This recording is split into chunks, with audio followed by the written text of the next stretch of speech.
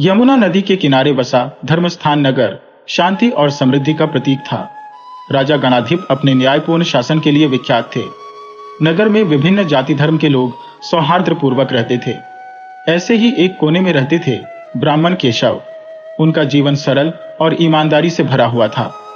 यमुना नदी के तट पर प्रतिदिन जप तप करते हुए ईश्वर की भक्ति में लीन रहते। उनकी एक सुंदर और सौम्य पुत्री थी, मालती। वह न केवल रूपवती थी, बल्कि बुद्धिमान और दयालु भी थी। जैसे जैसे वह बड़ी होती गई, उसकी खूबसूरती की चर्चा दूर दूर तक फैल गई। एक दिन केशव यजमान की बारात में शामिल होने के लिए दूर के गांव चले गए। उनके पुत्र अर्जुन और पत्नी मंदिर दर्शन के लिए गईं। घर में अकेली मालती कुछ काम निपटा रही थी कि तभी द्वार पर दबे पांव आहट हुई। उसने दरवाजा खोला तो सामने खड़ा था एक सुंदर युवक। वह ब्राह्मण का बेटा था, जिसका नाम था चंद्र। चंद्र मालती के सौंदर्य से मोहित हो चुका था। उसने विनम्र स्वर में अपना परिचय दिया और बताया कि कैसे उसने मालती की खूबसूरती और सद्गुणों के बारे में सुना है। प्रसन्न होकर मालती ने उसे घर के अंदर बुला लिया। चंद्र ने मालती से विवाह का प्रस्ताव रखा। मालती अवाक रह गई। उसने चंद्र से कुछ समय मांगा ताकि वह अपने माता पिता से सलाह कर सके। चंद्र सहर्ष मान गया और विदा हो गया। कुछ देर बाद ही केशव लौट आए। मालती ने अपनी मां के साथ मिलकर चंद्र के प्रस्ताव की चर्चा की। केशव ने चंद्र के बारे में जानकारी जुटाई और उसे एक अच्छा लड़का पाया। उन्होंने मालती को आश्वासन दिया कि वे जल्द ही चंद्र के माता पिता से मुलाकात कर शादी की बात आगे बढ़ाएंगे। अगले दिन लौटते समय अर्जुन की रास्ते में अचानक ही एक युवक से मुलाकात हो गई। वह भी ब्राह्मण था और उसका नाम था धर्मवीर। उसने अर्जुन से मालती के बारे में सुना था और उससे विवाह करने की इच्छा जताई। अर्जुन मालती के सौंदर्य से तो वाकिफ था ही, धर्मवीर की विनम्रता और अच्छे संस्कारों ने भी उसे प्रभावित कर दिया।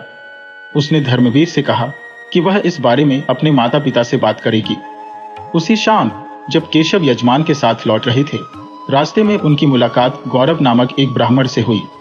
गौरव एक धार्मिक व्यक्ति था और केशव से परिचित था। बातों बातों में गौरव ने केशव को अपने बेटे युधिष्ठिर के बारे में बताया। युधिष्ठिर विद्वान और सदाचारी युवक था। गौरव ने केशव से युधिष्ठिर और मालती का रिश्ता तय करने का प्रस्ताव रखा। केशव असमंजस में पड़ गए। तीनों लड़के अच्छे संस्कारों वाले और योग्य वर थे। उन्होंने रात भर सोचा और फैसला किया कि अगले दिन वह तीनों परिवारों से मुलाकात करेंगे और परिस्थिति के अनुसार फैसला लेंगे। अगले दिन सुबह केशव अपने फैसले के बारे में मालती और उसकी मां को बताने ही वाले थे कि तभी चंद्र, धर्मवीर और युधिष्ठिर एक साथ उनके घर आ धमके। मालती और उसकी मां अवाक रह गईं। तीनों लड़कों को देख केशव का सिर चकरा गया। उन्होंने किसी तरह लड़कों को शांत कराया और पूछा कि आखिर मामला क्या है। चंद्र ने बताया कि कैसे उसने कल मालती से विवाह का प्रस्ताव रखा था और वह सहमत हुई थी। धर्मवीर ने भी अपना पक्ष रखते हुए कहा कि मालती के भाई अर्जुन ने ही उसे मालती से मिलवाने का वादा किया था। युधिष्ठिर ने बताया कि उसके पिता गौरव ने कल केशव से मुलाकात की थी और उन दोनों ने मालती और उसके के रिश्ता तय करने का फैसला किया था। मालती ने बताया कि उसने चंद्र को सिर्फ कुछ समय मांगा था ताकि वह अपने माता पिता से बात कर सके। उसने धर्मवीर से तो मुलाकात भी नहीं की थी और अर्जुन ने उससे कोई वादा नहीं किया था। केशव ने भी गौरव से सिर्फ बातचीत की थी। कोई अंतिम फैसला नहीं हुआ था। घर में अजीब तनाव छा गया। तीनों लड़के मालती के सामने खड़े थे। हर एक अपने हक का दावा कर रहा था। वातावरण गर्म हो गया। केशव ने लड़कों को शांत रहने के लिए कहा और मालती की मां को स्थिति को संभालने के लिए बुलाया। मालती की मां बड़ी समझदार महिला थी। उन्होंने लड़कों को समझाया कि मालती के जीवन साथी का चुनाव इतनी जल्दबाजी में नहीं किया जा सकता। उन्होंने कहा कि उन्हें तीनों लड़कों को और अच्छे से जानने का समय चाहिए। साथ ही उन्होंने यह भी स्पष्ट किया कि मालती की सहमति किसी भी रिश्ते के लिए सबसे ज्यादा महत्वपूर्ण है। लड़के मालती की मां की बातों से सहमत हुए। उन्होंने माफी मांगी और अगले कुछ समय में दोबारा आने का वादा किया।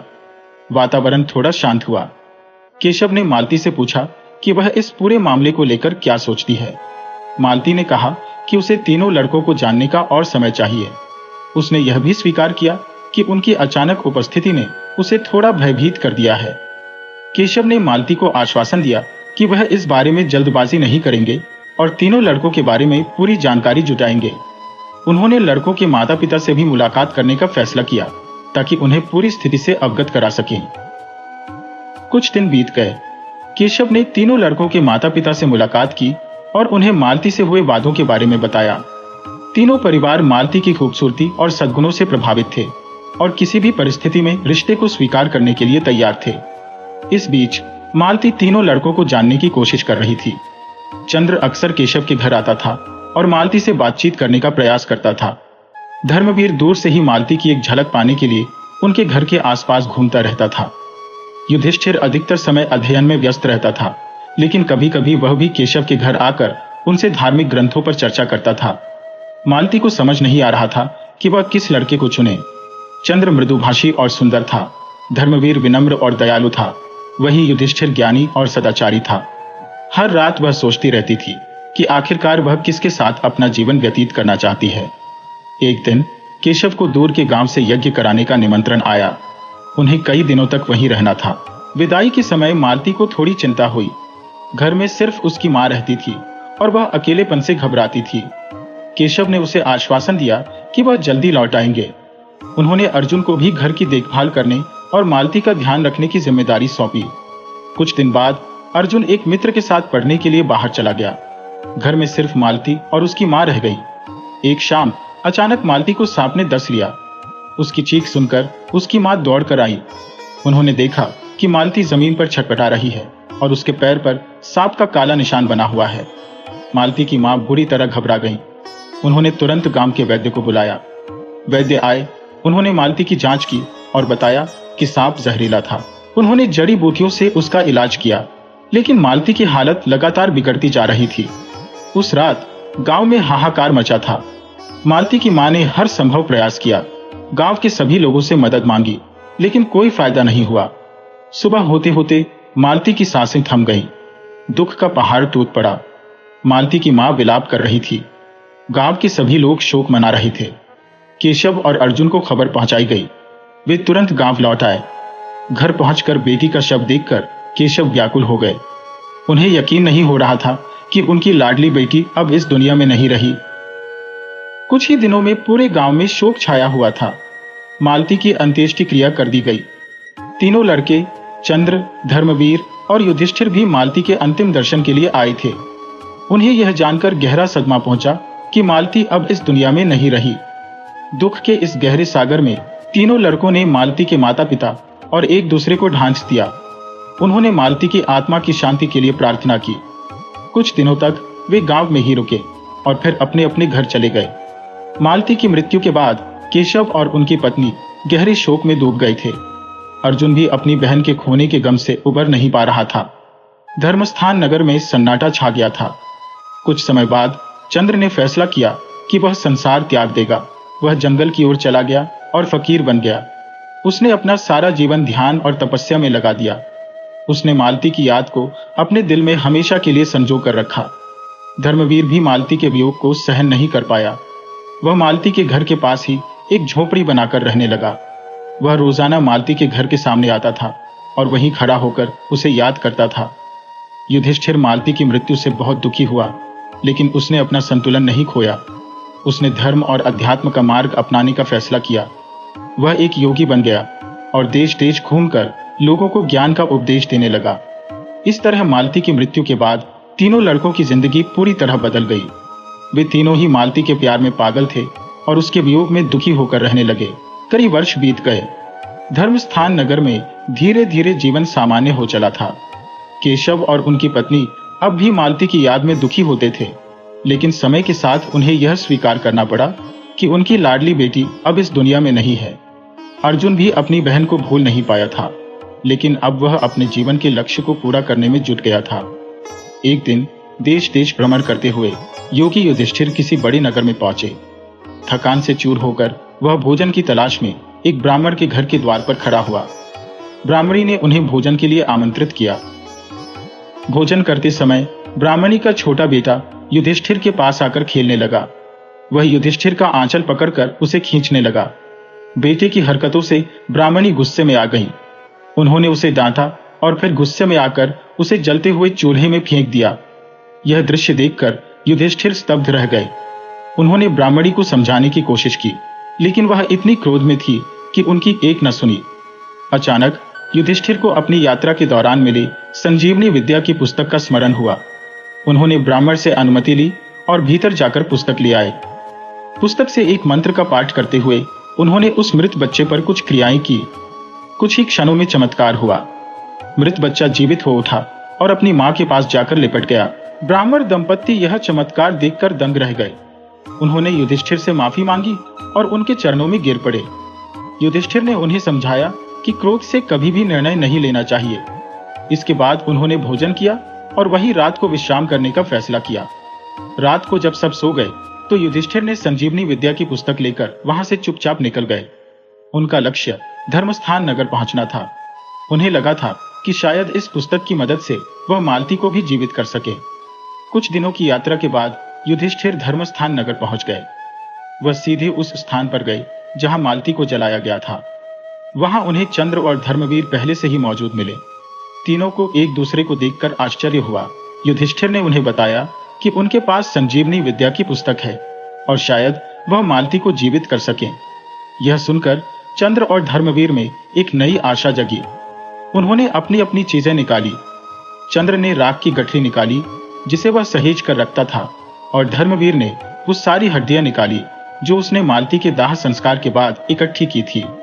युधिष्ठिर ने मंत्र का पाठ शुरू किया। पूरा मंत्र पढ़ने के बाद भी कुछ नहीं हुआ। वे फिर से मंत्र पढ़ने लगे, लेकिन परिणाम वही रहा। निराशा के बादल उनके चेहरों पर छा गए। कुछ देर सोचने के बाद युधिष्ठिर ने महसूस किया कि शायद मंत्र का प्रयोग सिर्फ ताजा शव पर ही किया जा सकता है। इतने सालों बाद मालती का शरीर नष्ट हो चुका था और उसे जीवित करना असंभव था। तीनों लड़के गहरे दुख में डूब गए। उन्होंने मालती की राख और हड्डियों को एकत्र किया और वही एक छोटा सा समाधि स्थल बना दिया। उन्होंने मालती की आत्मा की शांति के लिए प्रार्थना की। कुछ दिनों तक धर्मस्थान नगर में ही रुकने के बाद चंद्र, धर्मवीर और युधिष्ठिर अपने अपने घरों को वापस जाने की तैयारी कर रहे थे। वे दुखी मन से मालती के समाधि स्थल पर खड़े थे। उनके मन में मालती के प्रति अपार प्रेम और श्रद्धा थी। अचानक मालती की आवाज सुनाई दी। वे चौंक कर इधर उधर देखने लगे। आवाज फिर आई, मैं यही हूं। तीनों लड़के समाधि स्थल की ओर दौड़े। वहां उन्हें मालती जीवित नहीं मिली, लेकिन उन्हें महसूस हुआ कि मालती की आत्मा उनकी बातें सुन रही है। चंद्र ने कहा, मालती, तुम कहां हो? क्या तुम सच में हमारी बात सुन सकती हो? मालती की आवाज फिर आई, हां, मैं तुम्हारी बातें सुन सकती हूं। मैं तुम्हारे प्यार और समर्पण से बहुत प्रभावित हूं। तुम तीनों ही अच्छे इंसान हो। युधिष्ठिर ने पूछा, मालती, तुम हमें जीवित क्यों नहीं कर सकी? मालती ने जवाब दिया, युधिष्ठिर, संजीवनी विद्या का प्रयोग सिर्फ ताजा शव पर ही किया जा सकता है। इतने समय बाद मेरा शरीर नष्ट हो चुका था। धर्मवीर ने पूछा, तो अब क्या होगा? हम तुम्हारे बिना कैसे रह पाएंगे? मालती ने कहा, तुम तीनों ही मेरे लिए बहुत अच्छे हो, लेकिन मैं सिर्फ एक ही व्यक्ति के साथ रह सकती हूँ। यह फैसला करना मेरे लिए बहुत मुश्किल है। इसलिए मैंने सोचा है कि तुम तीनों एक परीक्षा देते हो। जो उस परीक्षा में सफल होगा उसी के साथ मैं रहूंगी। यह सुनकर तीनों लड़के उत्साहित हो गए। उन्होंने मालती से परीक्षा के बारे में पूछा। मालती ने कहा, परीक्षा कठिन नहीं होगी, लेकिन यह तुम्हारे गुणों और सद्गुणों को परखेगी। कुछ समय बाद मैं तुम्हें परीक्षा के बारे में विस्तार से बताऊंगी। अभी तुम्हें अपने अपने घरों को वापस जाना चाहिए। तीनों लड़के मालती की आज्ञा का पालन करने के लिए तैयार हो गए। उन्होंने मालती को विदा दी और फिर अपने अपने रास्तों पर चल पड़े। रास्ते में वे आपस में इस परीक्षा के बारे में सोचते रहे। वे मालती को खुश करने और परीक्षा में सफल होने के लिए हर संभव प्रयास करने का निश्चय कर चुके थे। कुछ महीने बीत गए। एक रात चंद्र, धर्मवीर और युधिष्ठिर सपने में मालती को देखते हैं। सपने में मालती उनसे कहती है कि उनकी परीक्षा 1 महीने बाद शुरू होगी। परीक्षा 3 चरणों में होगी और हर चरण में उन्हें अलग अलग चुनौतियों का सामना करना होगा। पहले चरण में उनकी दया, करुणा और परोपकार की भावना की परीक्षा ली जाएगी। दूसरे चरण में उनके ज्ञान, बुद्धि और विवेक की परीक्षा होगी। तीसरे और अंतिम चरण में उनकी निष्ठा, धैर्य और दृढ़ संकल्प की परीक्षा ली जाएगी। जागने के बाद तीनों लड़कों को एहसास हुआ कि यह कोई साधारण सपना नहीं था। यह मालती का दिया हुआ संकेत था। उन्होंने अगले 1 महीने की तैयारी शुरू कर दी। उन्होंने दान पुण्य किए, गरीबों की मदद की और धार्मिक ग्रंथों का अध्ययन किया। पहला चरण शुरू हुआ। एक दिन चंद्र जंगल से गुजर रहा था कि उसने देखा कि एक शिकारी जंगली जानवर का पीछा कर रहा है और उसे मारने की कोशिश कर रहा है। चंद्र को उस बेचारे जानवर पर दया आ गई। उसने शिकारी को रोकने की कोशिश की और उसे समझाया कि वह निर्दोष जानवर को क्यों मारना चाहता है। शिकारी क्रोधित हो गया और उसने चंद्र को धमकाया। चंद्र ने हिम्मत नहीं हारी। उसने शिकारी को धन देने का प्रस्ताव रखा और उसे जंगली जानवर को छोड़ने के लिए मना लिया। उसी समय धर्मवीर गांव के बाहर एक नदी के किनारे टहल रहा था। उसने देखा कि एक बूढ़ा व्यक्ति नदी में गिर गया है और बहता जा रहा है। वह तैरना नहीं जानता था, लेकिन मालती के प्रति अपने प्रेम और समर्पण के कारण उसने बूढ़े आदमी को बचाने का फैसला किया। उसने अपने कपड़े उतारे और नदी में कूद पड़ा। काफी मशक्कत के बाद वह बूढ़े आदमी को किनारे तक ले आया। बूढ़ा आदमी धर्मवीर का आभारी हुआ और उसे अपना आशीर्वाद दिया। उधर युधिष्ठिर एक दूरस्थ गांव में ज्ञान का उपदेश दे रहा था। वहां के राजा को किसी कठिन समस्या का सामना करना पड़ रहा था। युधिष्ठिर ने अपने ज्ञान और बुद्धि का इस्तेमाल करके राजा को समस्या का समाधान सुझाया। राजा युधिष्ठिर से बहुत प्रभावित हुआ और उसे अपने राज्य में ही रहने का अनुरोध किया। पहला चरण शुरू हुआ। एक दिन चंद्र जंगल से गुजर रहा था कि उसने देखा कि एक शिकारी जंगली जानवर का पीछा कर रहा है और उसे मारने की कोशिश कर रहा है। दूसरा चरण शुरू हुआ। एक दिन चंद्र को एक ऐसे गांव में पहुंचाया गया जहां के लोग आपस में लड़ रहे थे। गांव का वातावरण अशांत था। चंद्र ने गांव के लोगों को इकट्ठा किया और उनकी समस्याओं को सुनने का प्रयास किया। उसने अपनी बुद्धि का इस्तेमाल करके लोगों के बीच समझौता करवाया और गांव में शांति स्थापित की। धर्मवीर को एक ऐसे महल में पहुंचाया गया जहां का राजा अहंकारी और क्रूर था। राजा ने धर्मवीर को अपने दरबार में बुलाया और उससे किसी जटिल प्रश्न का उत्तर देने के लिए कहा। धर्मवीर ने अपने ज्ञान और धर्म ग्रंथों के अध्ययन के बल पर राजा के प्रश्न का सटीक उत्तर दिया। राजा धर्मवीर की बुद्धि और विद्वत्ता से प्रभावित हुआ और उससे मित्रता करने का प्रस्ताव रखा। युधिष्ठिर को एक ऐसे जंगल में पहुंचाया गया जहां कई विद्वान और संत एकत्रित थे। उनके बीच शास्त्रार्थ चल रहा था। युधिष्ठिर ने शास्त्रार्थ में भाग लिया और अपने गहन ज्ञान से सभी विद्वानों को प्रभावित कर दिया। सभी विद्वानों ने युधिष्ठिर को एक महान गुरु के रूप में स्वीकार किया। दूसरा चरण भी पूरा हो गया। तीनों लड़कों को लगा कि उन्होंने इस चरण में भी अच्छा प्रदर्शन किया है। कुछ दिनों बाद उन्हें मालती फिर से सपने में दिखाई दी। उसने उनकी प्रशंसा की और बताया कि वे दूसरे चरण में भी सफल हुए हैं। अब उन्हें अंतिम और सबसे कठिन परीक्षा का सामना करना था। तीसरा और अंतिम चरण सबसे कठिन था। मालती ने सपने में तीनों लड़कों को बताया कि उन्हें एक निर्जन पर्वत पर जाना होगा और वहां कठोर तपस्या करनी होगी। जो सबसे अधिक धैर्य और दृढ़ संकल्प दिखाएगा वही परीक्षा में सफल होगा। चंद्र, धर्मवीर और युधिष्ठिर बिना किसी देरी के निर्जन पर्वत पर जाने के लिए तैयार हो गए। वे अपने अपने सामान समेटकर निकल पड़े। यात्रा कठिन थी। रास्ते में उन्हें कई तरह की चुनौतियों का सामना करना पड़ा। जंगली जानवरों का भय, भूख प्यास की पीड़ा और कठिन मौसम की परेशानी सहते हुए वे धीरे धीरे पर्वत की चोटी पर पहुंच गए। पर्वत की चोटी पर एक गुफा थी। तीनों लड़कों ने वहीं रहने का फैसला किया। उन्होंने ध्यान और तपस्या शुरू कर दी। दिन रात वे ईश्वर की भक्ति में लीन रहते। भोजन के लिए वे जंगली फल खाते और पहाड़ से बहते झरने का पानी पीते। कुछ दिनों के बाद एक रात चंद्र को एक परीक्षा का सामना करना पड़ा। एक खूबसूरत अप्सरा उसके सामने प्रकट हुई और उसे मोहजाल में फंसाने का प्रयास करने लगी। चंद्र मालती के प्रति अपने प्रेम को याद रखते हुए उस अप्सरा के मोह में नहीं फंसा। उसने दृढ़ता से उसका विरोध किया और ईश्वर की भक्ति में लीन हो गया। अप्सरा हार मानकर अंतर्धान हो गई। कुछ समय बाद धर्मवीर को भी एक परीक्षा का सामना करना पड़ा। एक भयंकर डाकू उसके पास आया और उसे गुफा में छिपे हुए धन के बारे में धमकाने लगा। धर्मवीर ने डाकू को बताया कि उसे किसी धन की लालच नहीं है और वह सिर्फ ईश्वर की भक्ति में लीन है। डाकू यह सुनकर चकित रह गया। वह धर्मवीर की ईमानदारी से प्रभावित हुआ और माफी मांगकर चला गया। युधिष्ठिर को भी एक कठिन परीक्षा देनी पड़ी। एक दिन भयंकर तूफान आया। हवा इतनी तेज चल रही थी कि गुफा की छत गिरने वाली थी। युधिष्ठिर ने हार नहीं मानी। उसने अपने पूरे ध्यान और शक्ति का प्रयोग करके गुफा की छत को सहारा दिया। कई घंटों तक चले इस संघर्ष के बाद आखिरकार तूफान थम गया। युधिष्ठिर थक कर चूर हो गया, लेकिन उसने अपनी दृढ़ता का परिचय दे दिया।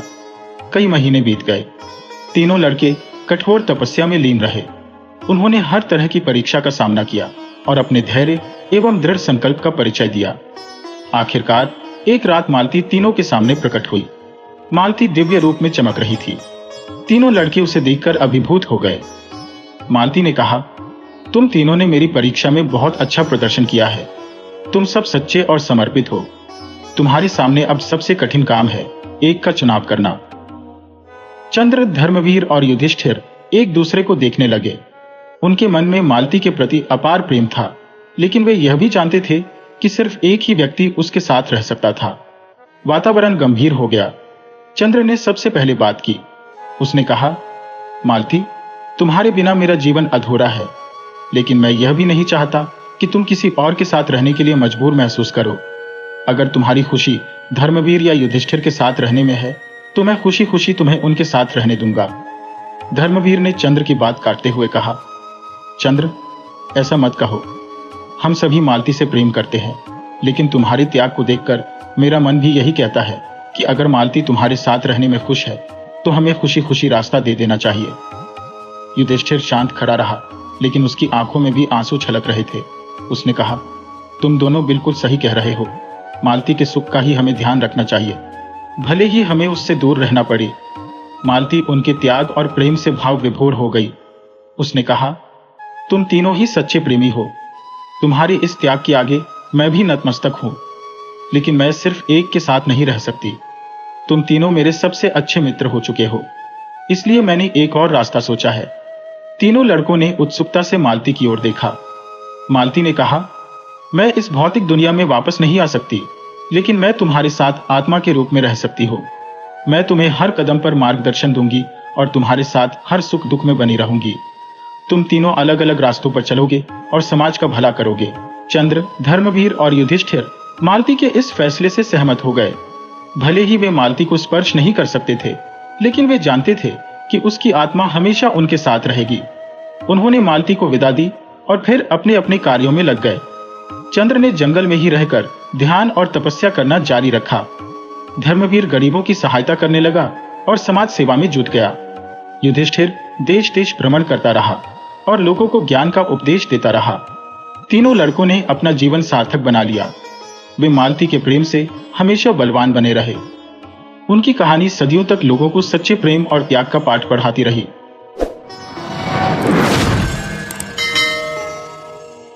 भारत के सुदूर गांव चंपापुर में धान के लहराते खेतों के बीच रहती थी माला। गहरे काले बालों की छोटी और चमकती आंखों वाली यह 12 साल की लड़की गांव की सबसे चतुर मानी जाती थी। माला का परिवार, माता पिता और छोटा भाई राहुल किसान थे। हर साल उनकी मेहनत से खेत लहलहाते, लेकिन फसल कटने के बाद जो बचता वह लालची जमींदार ठाकुर रणवीर सिंह की झोली में चला जाता। ठाकुर रणवीर सिंह गांव वालों के लिए एक काला साया था। वह निर्धारित कर से दोगुना वसूलता, उपज का एक बड़ा हिस्सा हथिया लेता और कभी कभी तो किसानों की जमीनें भी छीन लेता। गांव वाले डर के मारे आवाज नहीं उठा पाते थे। एक शाम खेत से लौटते हुए माला ने देखा ठाकुर के गुर्गे उसके पिताजी से जबरदस्ती कर रहे थे। फसल कम होने के कारण पिताजी निर्धारित कर नहीं चुका पाए थे। गुर्गे उन्हें पीटने ही वाले थे कि माला दौड़कर बीच में आ गई। उसने गुर्गों को तर्क से समझाने की कोशिश की। हम खेतों में दिन रात मेहनत करते हैं, फिर भी ठाकुर साहब इतना कर क्यों वसूलते हैं? इस बार बारिश कम हुई तो फसल भी कम हुई। हमें थोड़ा और समय दीजिए, जैसे ही बेचेंगे कर चुका देंगे। गुर्गे माला की बातों से प्रभावित न हुए। वे उसे धमकाने लगे, पर माला नहीं झुकी। उसने उन्हें गांव के बुजुर्गों को बुलाने की बात कही। गुर्गों को लगा शायद बुजुर्ग कुछ हल निकाल लें, इसलिए वे माने गए। गांव के बुजुर्ग इकट्ठे हुए और माला ने उन्हें पूरी बात बताई। गांव वालों का गुस्सा उबाल मारने लगा। बुजुर्गों में से एक दादा रामगोपाल बोले, ठाकुर की ज्यादती अब बर्दाश्त से बाहर हो गई है, हमें कुछ करना होगा। वह रात चंपापुर में चर्चाओं की रात थी। माला ने बड़े ध्यान से सबकी बातें सुनी। गांव वाले हताश थे, वे ठाकुर से लड़ने से डरते थे, मगर माला के दिमाग में एक चिंगारी जल चुकी थी। ठाकुर को उसके ही खेल में हराना होगा। सोचते सोचते उसे एक तरकीब सूझी। सुबह होते ही माला अपने सबसे अच्छे दोस्त शंकर के पास गई। शंकर भी माला की तरह ही तेज लड़का था। माला ने उसे पूरी योजना बताई। शंकर को यह योजना पसंद आई और उसने गांव के कुछ और होनहार लड़कों को भी इसमें शामिल कर लिया। माला और उसके दोस्तों ने गांव के बाहर जंगल में मिलना शुरू किया। वहां उन्होंने अपनी योजना को और मजबूत बनाया। योजना के अनुसार उन्हें सबसे पहले गांव के बाहर पुराने किले के खंडहरों तक एक गुप्त रास्ता बनाना था। पुराना किला गांव से कुछ दूर था और यह माना जाता था कि वहां भूत प्रेत रहते हैं। गांव वाले उस तरफ जाते ही नहीं थे। एक हफ्ते की मेहनत के बाद गुप्त रास्ता बनकर तैयार हो गया। इसके बाद माला ने गांव वालों को इकट्ठा किया। उसने कहा, मुझे पता चला है कि पुराने किले में सोना छुपा है। गांव वाले चौंक गए। कुछ को लगा माला मजाक कर रही है, लेकिन कुछ को लालच आ गया। ठाकुर की ज्यादतियों से तंग आ चुके थे। सोने का लालच उनके लिए एक उम्मीद की किरण बन गया। माला ने उनकी उत्सुकता को और बढ़ाया। मैंने कुछ पुरानी किताबों में पढ़ा है कि किले में एक राजा का खजाना छुपा है। रात में अगर हम वहां जाएं तो शायद हमें कुछ मिल सके। गांव वालों में से कुछ ने माला की बातों पर विश्वास नहीं किया, पर कईयों के दिलों में लालच की आग जल उठी। उन्होंने माला से पूछा, लेकिन किला तो बुताहा है, वहां जाने में खतरा है। माला मुस्कुराई। भूत प्रेत की बातें सिर्फ डराने के लिए है। अगर आप वाकई में सोना चाहते हैं तो मेरे साथ आना होगा। मैं रास्ता जानती हूं। उस रात चांद की रोशनी में कई गांव वाले माला के पीछे पीछे गुप्त रास्ते से किले की तरफ चल पड़े। माला और उसके दोस्तों ने पहले से ही किले के खंडहरों में कुछ नाटकीय चीजें तैयार कर रखी थी। टूटी हुई जमीन पर हड्डियां बिखेर दी थी, दीवारों पर अजीबोगरीब निशान बनाए थे और कुछ पुराने कपड़े हवा में लटका दिए थे। गांव वाले किले के अंदर दाखिल होते ही डर से कांपने लगे। हर आहट में उन्हें भूत प्रेत का साया नजर आने लगा। अचानक एक तेज आवाज गूंजी। शंकर ने एक छेद के पीछे से डरावनी सी आवाज निकाली, कौन आया है मेरे महल में? गांव वाले चीखते हुए पीछे हटने लगे। माला ने उन्हें रोका, डरिए मत, ये भूत नहीं है, ये तो किले का रक्षक है। शायद वह हमें सोना देने में मदद करेगा। माला ने शंकर से बातचीत शुरू की। उसने कहा, हम गरीब किसान हैं, जमींदार की ज्यादतियों से तंग आ चुके हैं। हमें सुना है कि इस किले में राजा का खजाना छुपा है। अगर आप हमें थोड़ा सा सोना दे दें तो हम जमींदार को सबक सिखा सकते हैं। शंकर ने नाटकीय अंदाज में जवाब दिया, मैं तुम्हारी ईमानदारी से खुश हुआ, लेकिन खजाना पाना इतना आसान नहीं है। तुम्हें एक परीक्षा पास करनी होगी। माला ने सहमति जताई। शंकर ने उन्हें कई तरह की मुश्किलें दी। कभी उन्हें अंधेरे में रास्ता ढूंढने को कहा, कभी डरावनी आवाजें निकालकर उन्हें डराने की कोशिश की। माला और उसके दोस्त पहले से ही तैयार थे, इसलिए उन्होंने सारी परीक्षाएं आसानी से पास कर ली। आखिर में शंकर, असल में शंकर ही था, ने एक लोहे का संदूक निकाला और उसका ढक्कन खोल दिया। संदूक के अंदर कुछ सोने के सिक्के चमक रहे थे। गांव वाले खुशी से झूम उठे। उन्हें यकीन हो गया था कि किले में वाकई में सोना है। माला ने उन्हें थोड़ा सा सोना दिया और बाकी को छिपाकर रखने का नाटक किया। गांव वाले सोना लेकर वापस चंपापुर चले गए। रास्ते में वे आपस में चर्चा करने लगे कि मिले हुए सोने से क्या करें। माला ने उन्हें सलाह दी, ये सोना हम जमींदार को देंगे, लेकिन बदले में कुछ मांगेंगे। गांव वाले सहमत हो गए। अगले दिन पूरे गांव के लोग सोना लेकर ठाकुर रणवीर सिंह की हवेली पर पहुंचे। ठाकुर को यह देखकर हैरानी हुई। उसने पूछा, यह सोना कहां से लाए हो तुम लोग? गांव वालों ने बताया कि उन्हें पुराने किले में सोना मिला है। ठाकुर लालच में आ गया। उसने सोचा कि शायद किले में वाकई में कोई खजाना छुपा है। उसने गांव वालों से कहा, अगर तुम मुझे वह जगह दिखाओ जहां से सोना मिला है तो बदले में मैं तुम लोगों का आधा कर माफ कर देता हूं। गांव वाले मान गए। माला ने गांव वालों की पहले ही बता दिया था कि कोई खजाना नहीं है। ये सब उसका और उसके दोस्तों की योजना है, ताकि ठाकुर को सबक सिखाया जा सके और उसके ज्यादतियों से मुक्ति मिल सके। लेकिन ठाकुर को वहां ले जाकर उन्हें सबक सिखाना था। अगले दिन भारी सुरक्षा के साथ ठाकुर रणवीर सिंह गांव वालों के साथ किले की तरफ रवाना हुआ। किले के पास पहुंचकर ठाकुर ने पूछा, सोना कहां मिला था? गांव के मुखिया ने इशारा करते हुए कहा, वहां अंदर उस कमरे में। ठाकुर अपने आदमियों के साथ किले के अंदर गया। माला और उसके दोस्त पहले ही किले में मौजूद थे। उन्होंने कमरे को कुछ इस तरह सजाया था कि वह किसी रहस्यमयी गुफा जैसा लगे। अंधेरे में टिमटिमाती मशालों की रोशनी और दीवारों पर बनाए गए डरावने चित्र ठाकुर और उसके आदमियों को डराने के लिए काफी थे।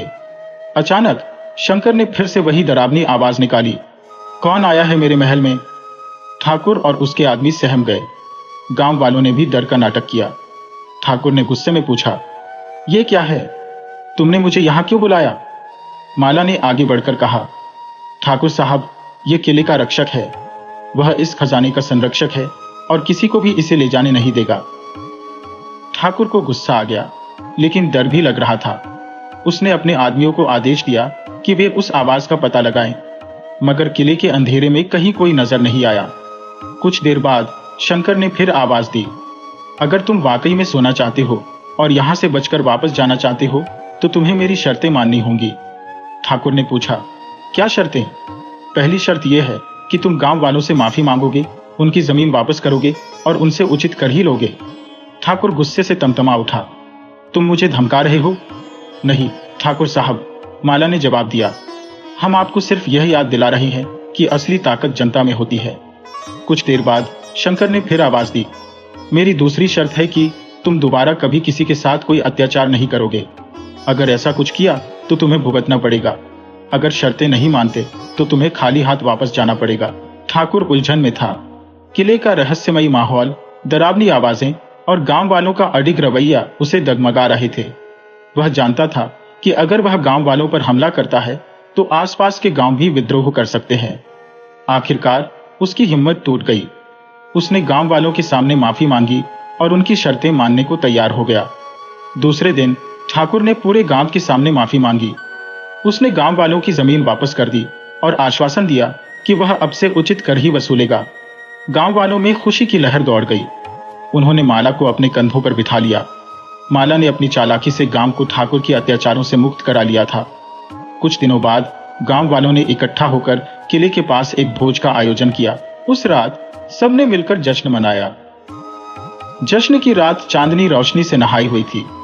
हवा में खुशी की मिठास घुली हुई थी। गांव वाले नाच गा रहे थे, ढोल की थाप पर थिरक रहे थे। माला, शंकर और उनके दोस्तों को गांव के हर व्यक्ति से सराहना मिल रही थी। हर कोई उनकी चतुराई और साहस की तारीफ कर रहा था। बुजुर्ग दादा रामगोपाल ने माला के पास आकर कहा, बेटी, तूने गांव का नाम रोशन कर दिया। तेरी बुद्धि और हिम्मत की बदौलत हम आज आजाद हैं।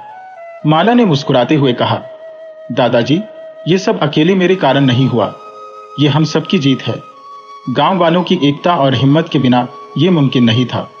शंकर ने बात को आगे बढ़ाया, हाँ दादाजी सही कह रहे हैं। माला ने सिर्फ एक रास्ता दिखाया, हम सब ने मिलकर उस पर चलकर सफलता हासिल की। उस रात गांव वालों ने मिलकर फैसला किया कि गांव के बच्चों की शिक्षा पर ध्यान दिया जाए। ठाकुर के अत्याचारों के कारण गांव में स्कूल की हालत खस्ता थी। उन्होंने यह भी निश्चय किया कि गांव में खेती के नए तरीके अपनाए जाए ताकि उनकी फसल पैदावार बढ़े और उन्हें किसी जमींदार के आगे हाथ न फैलाना पड़े। कुछ महीनों बाद गांव की तस्वीर बदल चुकी थी। माला के पिताजी ने नई तकनीक से खेती शुरू की थी, जिससे उनकी फसल दोगुनी हो गई। गांव के अन्य किसानों ने भी माला के पिताजी से सीखकर नई तकनीक अपनाई। गांव में एक नया स्कूल भी बन गया, जहां माला और उसके दोस्त पढ़ते थे। एक दिन गांव में एक शिक्षिका आई। उन्होंने गांव वालों को बताया कि आसपास के कई गांव भी ठाकुर रणवीर सिंह के अत्याचारों से परेशान हैं। उन्होंने सुना है कि चंपापुर गांव ने ठाकुर को सबक सिखाया है। वे सीखना चाहती थी कि चंपापुर वालों ने ऐसा कैसे किया। गांव वालों ने खुशी खुशी उन्हें पूरी कहानी सुनाई। माला की चालाकी, शंकर और उसके दोस्तों की मदद और गांव वालों की एकता ने आसपास के गांव वालों को भी प्रेरित किया। उन्होंने भी चंपापुर वालों की तरह संगठित होकर अपने अपने गांवों में विद्रोह करने का फैसला किया। धीरे धीरे ठाकुर रणवीर सिंह का अत्याचार खत्म होता गया। आसपास के गांवों में भी खुशहाली लौट आई। माला चंपापुर ही नहीं बल्कि पूरे इलाके में एक प्रेरणा बन गई। उसकी कहानी हर किसी की जुबान पर थी। इस कहानी ने लोगों को यह सिखा दिया कि एकता और हिम्मत से कोई भी मुश्किल आसान हो सकती है।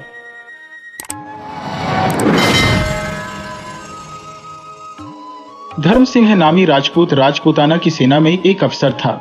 एक दिन माता की पत्री आई कि मैं बूढ़ी होती जाती हूँ, मरने से पहले एक बार तुम्हें देखने की अभिलाषा है। यहाँ आकर मुझे विदा कर आशीर्वाद लो और क्रियाकर्म करके आनंद पूर्वक नौकरी पर लौट जाना। तुम्हारे वास्ते मैंने एक कन्या खोज रखी है। वह बड़ी बुद्धिमती और धनवान है। यदि तुम्हें भाए तो उससे विवाह करके सुखपूर्वक घर ही पर रहना।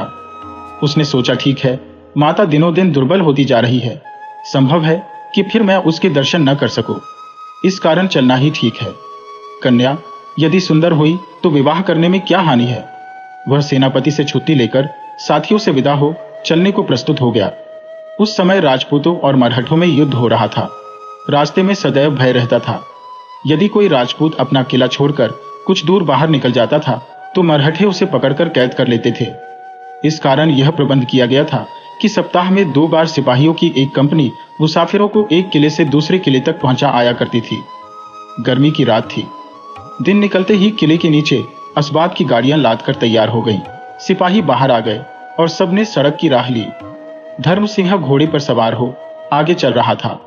16 मील का सफर था। गाड़ियां धीरे धीरे चलती थी। कभी सिपाही ठहर जाते थे, कभी गाड़ी का पहिया निकल जाता था, तो कभी कोई घोड़ा अड़ जाता था। दोपहर हो चुकी थी। रास्ता आधा भी नहीं कटा था। गरम रेत उड़ रही थी। धूप आग का काम कर रही थी। छाया कहीं नहीं थी। साफ मैदान था। सड़क पर न कोई वृक्ष न झाड़ी। धर्म सिंह आगे था और कभी कभी इस कारण ठहर जाता था कि गाड़ियां आकर मिल जाए। मन में विचारने लगा कि आगे क्यों ना चलूं। घोड़ा तेज है, यदि मरहठे धावा करेंगे तो घोड़ा दौड़ाकर निकल जाऊंगा। ये सोच ही रहा था कि चरण सिंह बंदूक हाथ में लिए उसके पास आया और बोला, आओ आगे चलें। इस समय बड़ी गर्मी है। भूख के मारे व्याकुल हो रहा हूं। सभी कपड़े पसीने में भीग रहे हैं। चरण सिंह भारी भरकम आदमी था। उसका मुंह लाल था। धर्म सिंह, तुम्हारी बंदूक भरी हुई है? चरण सिंह, हाँ भरी हुई है। धर्म सिंह, अच्छा चलो, पर बिछुड़ न जाना। यह दोनों चल दिए। बातें करते जाते थे, पर ध्यान दाएं बाएं था। साफ मैदान होने के कारण दृष्टि चारों ओर जा सकती थी। आगे चलकर सड़क 2 पहाड़ियों के बीच से होकर निकलती थी। धर्म सिंह उस पहाड़ी पर चढ़कर चारों ओर देख लेना उचित है। ऐसा न हो कि अचानक मरहठे कहीं से आकर हमें पकड़ लें। चरण सिंह, अजी चले भी चलो। धर्म सिंह, नहीं आप यहां ठहरिए, मैं जाकर देख आता हूं। धर्म सिंह ने घोड़ा पहाड़ी की ओर फेर दिया। घोड़ा शिकारी था, उसे पक्षी की भांति ले उड़ा। वह अब भी पहाड़ी की चोटी पर नहीं पहुंचा था कि 100 कदम आगे 30 मरहठे दिखाई पड़े।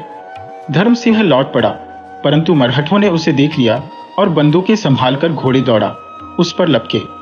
धर्म सिंह बेतहाशा नीचे उतरा और चरण सिंह को पुकारकर कहने लगा, बंदूकें तैयार रखो, और घोड़े से बोला, प्यारे अब समय है, देखना ठोकर न खाना, नहीं तो झगड़ा समाप्त हो जाएगा। एक बार बंदूक ले लेने दे, फिर मैं किसी के बांधने का नहीं। उधर चरण सिंह मरहठों को देखकर घोड़े को चाबुक मार ऐसा भागा कि गर्दे में घोड़े की पूंछ ही पूंछ दिखाई दी और कुछ नहीं। धर्म सिंह ने देखा कि बचने की आशा नहीं है, खाली तलवार से क्या बनेगा। वह किले की ओर भाग निकला, परंतु 6 मरहठे उस पर टूट पड़े। धर्म सिंह का घोड़ा तेज था, पर उनके घोड़े उससे भी तेज थे। तिस पर यह बात हुई कि वे सामने से आ रहे थे। धर्म सिंह चाहता था कि घोड़े की बाग मोड़कर उसे दूसरे रास्ते पर डाल दे, परंतु घोड़ा इतना तेज जा रहा था कि रुक नहीं सका। सीधा मरहठों से जा टकराया। सजे घोड़े पर सवार बंदूक उठाए लाल दाढ़ी वाला एक मरहठा दांत निकालता हुआ उसकी ओर लपका। धर्म सिंह ने कहा कि मैं इन दुष्टों को भली भांति जानता हूं। यदि वे मुझे जीता पकड़ लेंगे तो किसी कंदरा में फेंक कर कोड़े मारा करेंगे, इसलिए या तो आगे निकलो, नहीं तो तलवार से 1-2 को ढेर कर दो। मरना अच्छा है, कैद होना ठीक नहीं।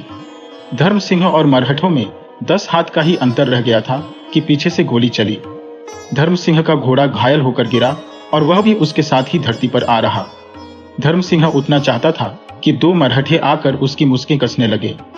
धर्म सिंह ने धक्का देकर उन्हें दूर गिरा दिया, परंतु दूसरों ने आकर बंदूक के कुंदों से उसे मारना शुरू किया और वह घायल होकर फिर पृथ्वी पर गिर पड़ा।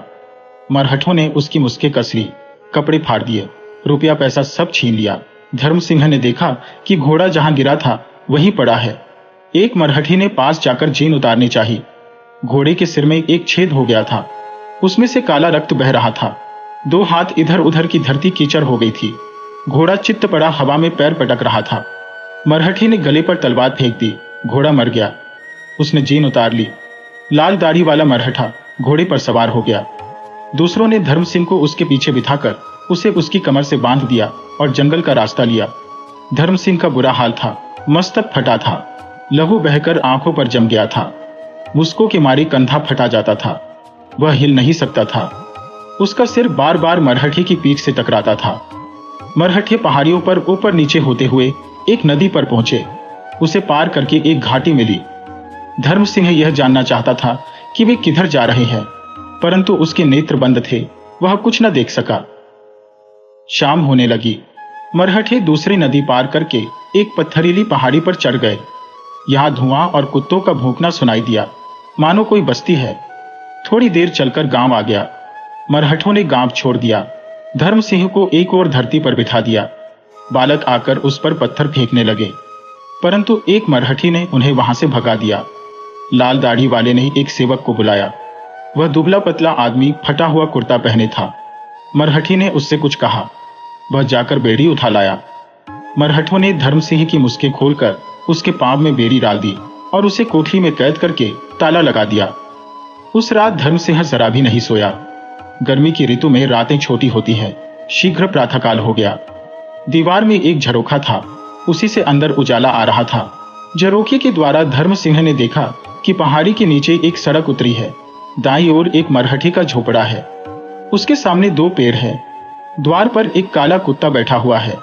पास एक बकरी और उसके बच्चे पूंछ हिलाते फिर रहे हैं।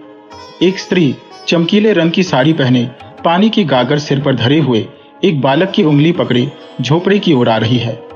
वह अंदर गई कि लाल दाढ़ी वाला मरहठा रेशमी कपड़े पहने, चांदी के मुट्ठे की तलवार लटकाए हुए बाहर आया और सेवक से कुछ बात करके चल दिया।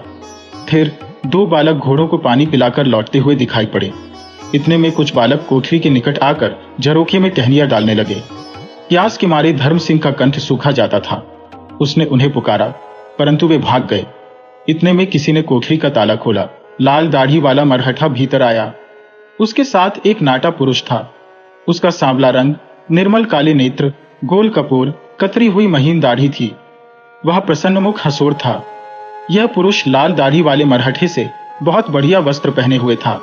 सुनहरी गोट लगी हुई नीले रंग की रेशमी अचकन थी। चांदी के म्यान वाली तलवार, कलाबत्तू का जूता था।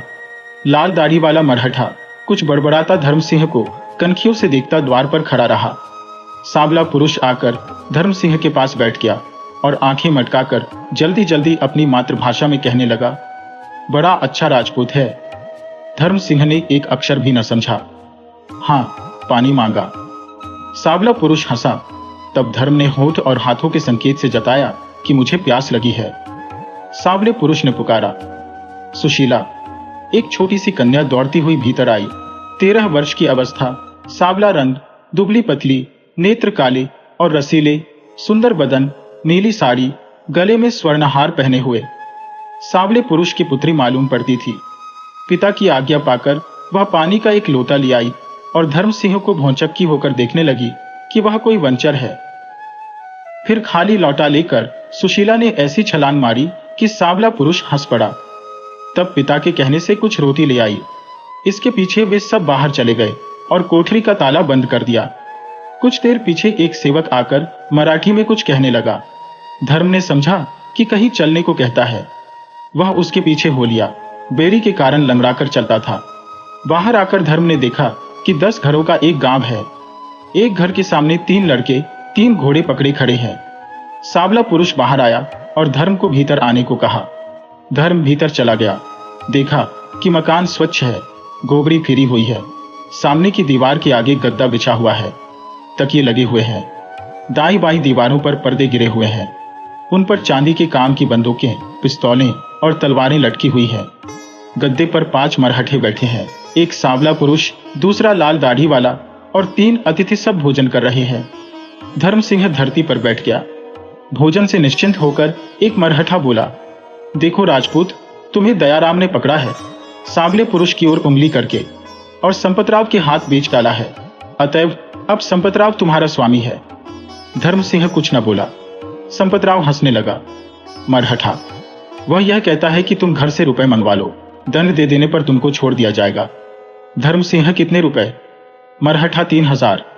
धर्म सिंह, मैं 3000 नहीं दे सकता। मरहठा, कितना दे सकते हो? धर्म सिंह, 500। यह सुनकर मरहठे सिर पिटाए।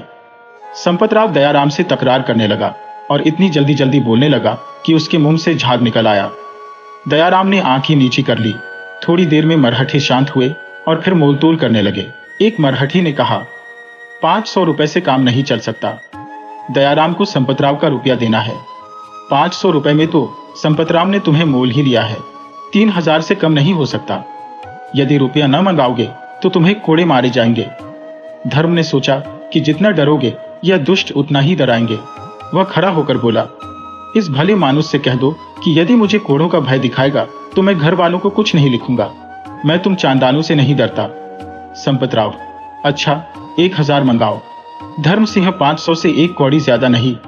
यदि तुम मुझे मार डालोगे तो इस 500 से भी हाथ धो बैठोगे। यह सुनकर मरहठे आपस में सलाह करने लगे। इतने में एक सेवक एक मनुष्य को लिए हुए भीतर आया। यह मनुष्य मोटा था, नंगे पैर, बेरी पड़ी हुई। धर्म सिंह उसे देखकर चकित हो गया। यह पुरुष चरण सिंह था। सेवक ने चरण सिंह को धर्म के पास बैठा दिया। वे एक दूसरे से अपनी व्यथा करने लगे। धर्म सिंह ने अपना वृत्तांत कह सुनाया। चरण सिंह बोला, मेरा घोड़ा अड़ गया, बंदूक रंजक चाट गई और संपतराव ने मुझे पकड़ लिया। संपतराव, फिर अब तुम दोनों एक ही स्वामी के वश में हो। जो पहले रुपया दे देगा वही छोड़ दिया जाएगा। धर्म सिंह की ओर देखकर, देखा तुम कैसे क्रोधी हो और तुम्हारा साथी कैसा सुशील है। उसने 5000 रुपए भेजने को घर लिख दिया है। इस कारण उसका पालन पोषण भली भांति किया जाएगा।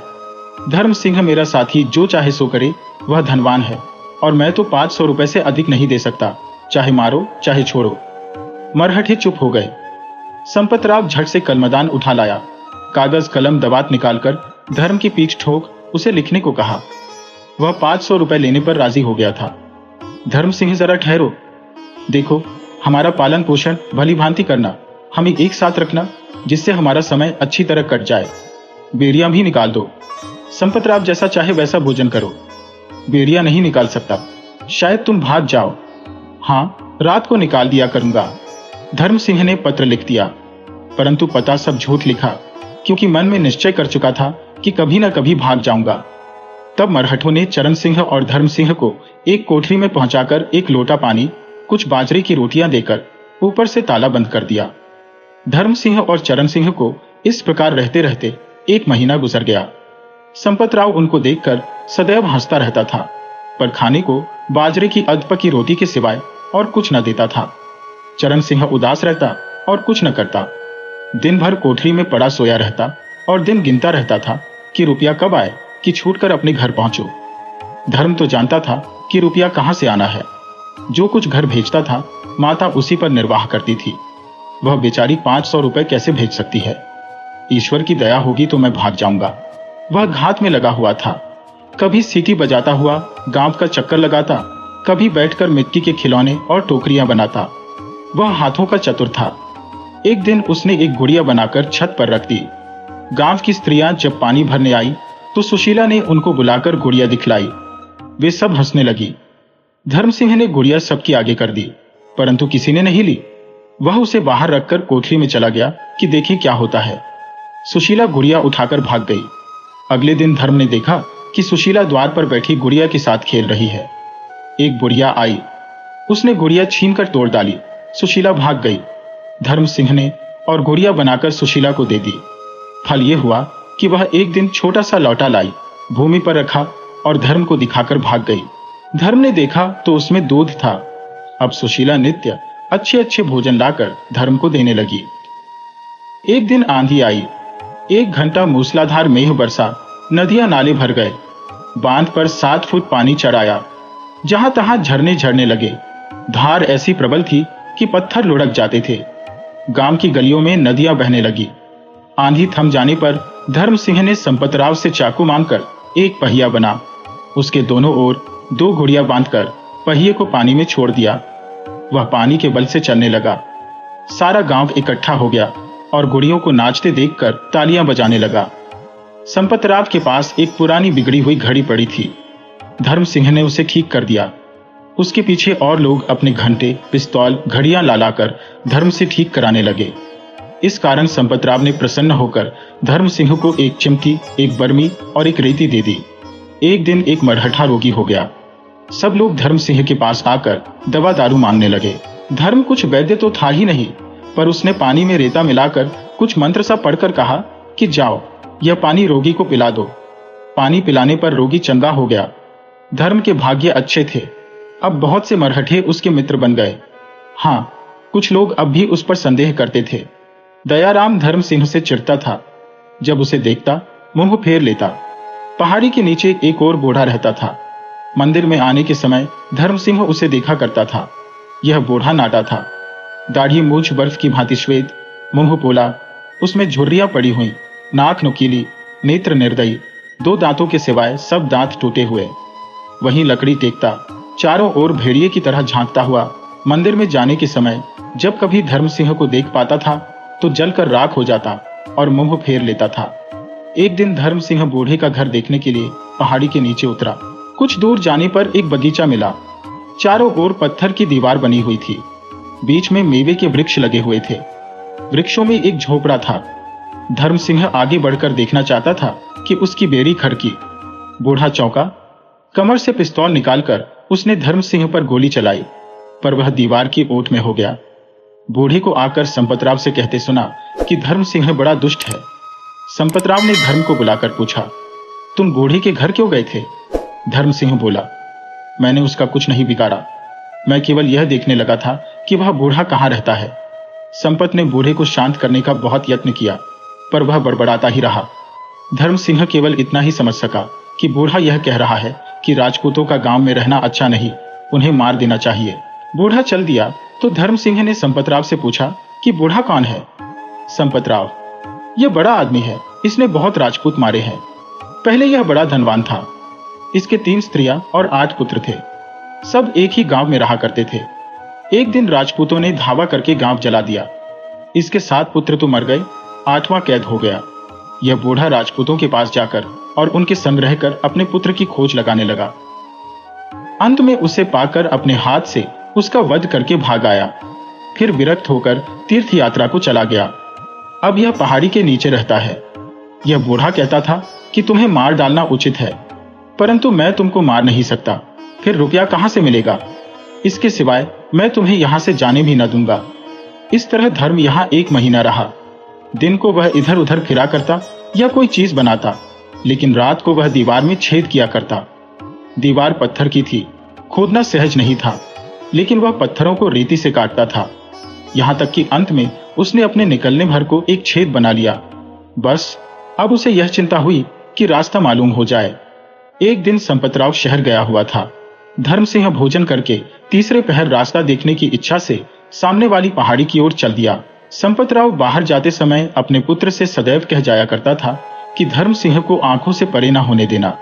इस कारण बालक उसके पीछे दौड़ा और चिल्लाकर कहने लगा, मत जाओ, मेरे पिता की आज्ञा नहीं है। यदि तुम नहीं लौटोगे तो मैं गांव वालों को बुला लूंगा। धर्म सिंह बालक को फुसलाने लगा, मैं दूर नहीं जाता, केवल उस पहाड़ी पर जाने की इच्छा है। रोगियों के वास्ते मुझे एक बूटी की जरूरत है, तुम भी साथ चलो। बेड़ी के होते कैसे भागूंगा? असंभव है। आओ, कल मैं तुमको तीर कमान बना दूंगा। बालक मान गया। पहाड़ी की चोटी कुछ दूर न थी। बेड़ी के कारण चलना कठिन था, परंतु ज्यों त्यों करके धर्म सिंह चोटी पर पहुंचकर चारों ओर देखने लगा। दक्षिण दिशा में एक घाटी दिखाई दी। उसमें घोड़े चल रहे थे। घाटी के नीचे एक गांव था। उससे परे एक ऊंची पहाड़ी थी, फिर एक और पहाड़ी थी। इन पहाड़ियों के बीचों बीच जंगल था।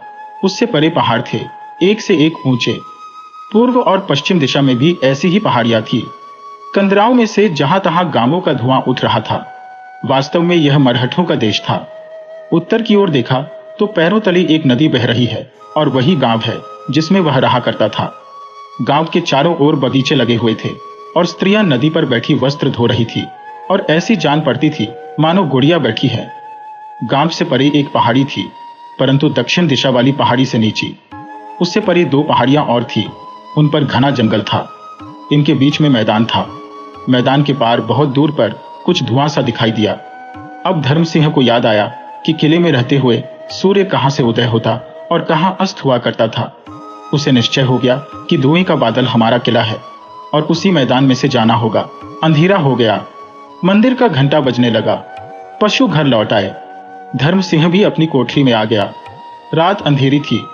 उसने उसी रात भागने का विचार किया, पर दुर्भाग्य से संध्या समय मरहठी घर लौट आए। आज उनके साथ एक मुर्दा था। मालूम होता था कि कोई मरहठा युद्ध में मारा गया है।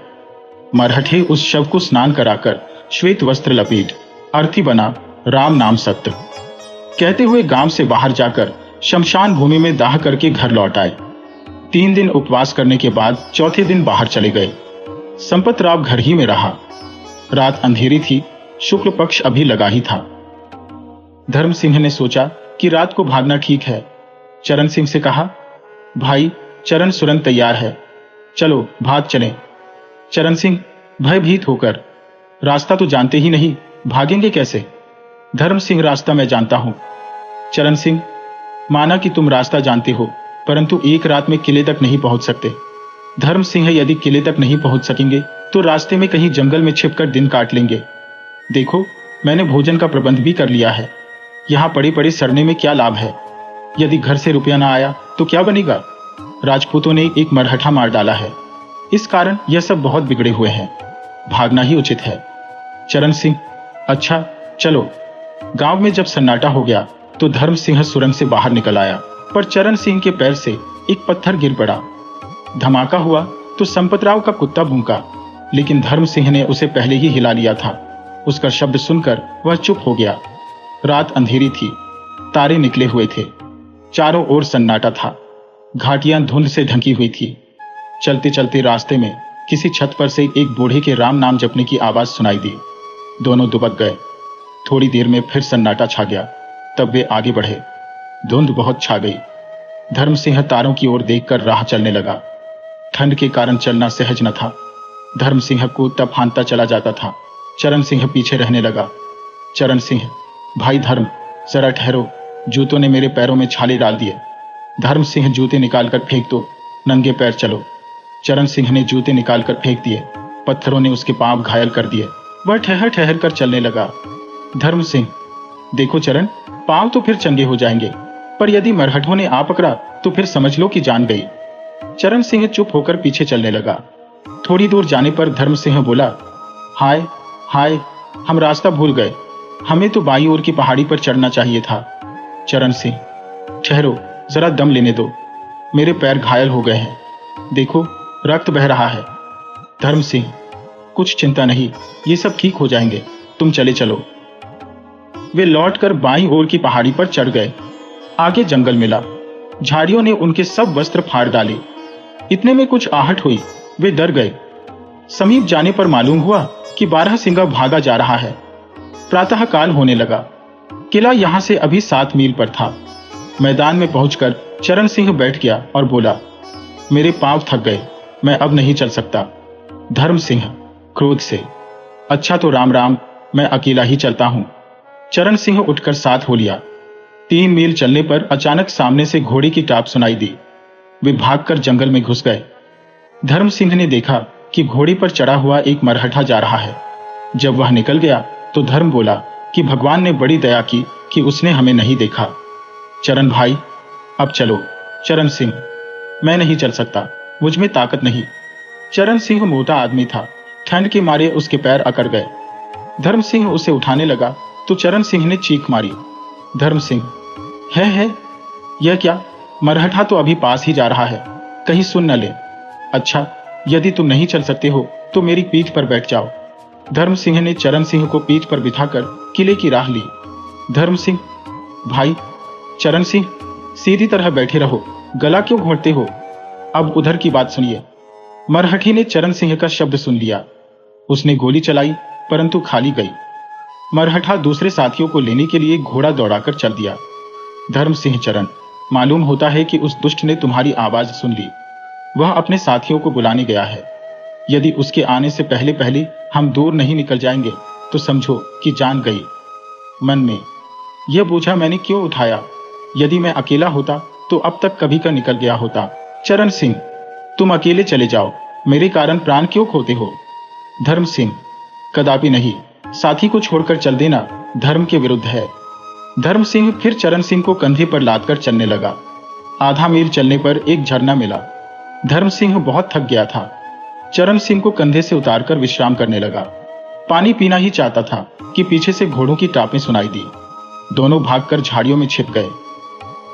मरहठे ठीक वहीं आकर ठहरे जहां दोनों छिपे हुए थे। उन्होंने सूंघ लेने को कुत्ता छोड़ा। फिर क्या था, दोनों पकड़े गए। मरहठों ने दोनों को घोड़ों पर लाद लिया। राह में संपतराव मिल गया।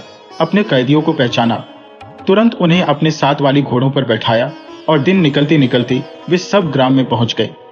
उसी समय बूढ़ा भी वहां आ गया। सब मरहठे विचार करने लगे कि क्या किया जाए। बूढ़ी ने कहा कि कुछ मत करो, इन दोनों का तुरंत वध कर दो। संपतराव, मैंने तो उन पर रुपया लगाया है, मार कैसे डालूं? बूढ़ा, राजपूतों को पालना पाप है, वे तुम्हें सिवाय दुख के और कुछ न देंगे, मारकर झगड़ा समाप्त करो। मरहठे इधर उधर चले गए। संपतराव धर्म सिंह के पास आया और बोला, देखो धर्म सिंह, 15 दिन के अंदर यदि रुपया न आया और तुमने फिर भागने का साहस किया तो मैं तुम्हें अवश्य मार डालूंगा, इसमें संदेह नहीं। अब शीघ्र घर वालों को पत्र लिख डालो कि तुरंत रुपया भेज दे। दोनों ने पत्र लिख दिए। फिर वे पहले की भांति कैद कर दिए गए, परंतु कोठरी में नहीं, अब की बार 6 हाथ चौड़ी गड्ढे में बंद किए गए। अब उन्हें अत्यंत कष्ट दिया जाने लगा। न बाहर जा पाते थे, न बेरिया निकाली जाती थी। कुत्तों के समान अधपकी रोटी, एक लोटे में पानी पहुंचा दिया जाता था और कुछ नहीं। गड्ढा सेला था, उसमें अंधेरा और अति दुर्गंध थी। चरण सिंह का सारा शरीर सूख गया। धर्म सिंह मनमलीन, तनछीन रहने लगा। करे तो क्या करे? धर्म एक दिन बहुत उदास बैठा था कि ऊपर से रोटी गिरी। देखा तो सुशीला बैठी हुई है। धर्म सिंह ने सोचा, क्या सुशीला इस काम में मेरी सहायता कर सकती है? अच्छा, इसके लिए कुछ खिलौने बनाता हूं, कल जब आएगी तब इसे देकर फिर बात करूंगा। दूसरे दिन सुशीला नहीं आई। धर्म सिंह के कान में घोड़ों के टापों की आवाज आई। कई आदमी घोड़ों पर सवार उधर से निकल गए। वे सब बातें करते जाते थे। धर्म सिंह को और तो कुछ न समझ में आया। हाँ, राजपूत शब्द बार बार सुनाई दिया। इससे उसने अनुमान किया कि राजपूतों की सेना कहीं निकट आ पहुंची है। तीसरे दिन सुशीला फिर आई और 2 रोटियां गड्ढे में फेंक दी। तब धर्म सिंह बोला, तू कल क्यों नहीं आई? देख, मैंने तेरे वास्ते ये खिलौने बनाए हैं। सुशीला, खिलौने लेकर क्या करूंगी? मुझे खिलौने नहीं चाहिए। उन्होंने तुम्हें मार डालने का विचार कल पक्का कर लिया है। सब मरहठे इकट्ठे हुए थे, इसी कारण मैं कल नहीं आ सकी। धर्म सिंह, कौन मारना चाहता है? सुशीला, मेरा पिता। बूढ़ी ने यह सलाह दी है कि राजपूतों की सेना निकट आ गई है, तुम्हें मार डालना ही ठीक है। मुझे तो यह सुनकर रोना आता है। धर्म सिंह, यदि तुम्हें दया आती है तो एक बांस ला दो। सुशीला, यह नहीं हो सकता। धर्म सिंह, सुशीला, दया कर, मैं हाथ जोड़कर कहता हूं कि एक बांस ला दो। सुशीला, बांस कैसे लाऊं? वे सब घर पर बैठे हैं, देखे लेंगे। यह कहकर वह चली गई। सूर्य अस्त हो गया, तारे चमकने लगे। चांद अभी नहीं निकला था। मंदिर का घंटा बजा, बस फिर सन्नाटा हो गया। धर्म सिंह इस विचार में बैठा था कि सुशीला बांस लाएगी अथवा नहीं। अचानक ऊपर से मिट्टी गिरने लगी। देखा तो सामने की दीवार में बांस लटक रहा है। धर्म सिंह बहुत प्रसन्न हुआ।